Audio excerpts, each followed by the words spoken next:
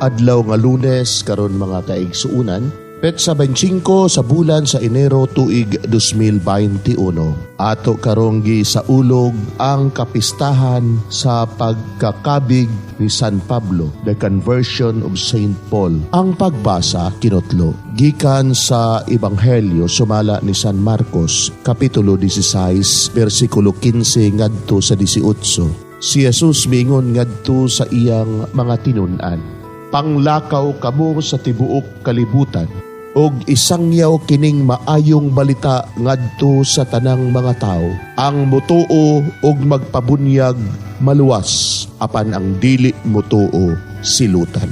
Og mao kini ang mga timaan nga mabatunan sa mga mutuo. Sa akong ngalan maghingilin silag mga yawa, manulti silag lain-laing mga sinultihan, makakupot silag mga halas, og kun makainom silag hilo, dili sila maunsa. Itapion nila ang ilang mga kamot sa mga masakiton, og mga ayo sila." Mga igsuon ang Ebanghelyo sa Ginoo. Daygon ikaw, O Kristo.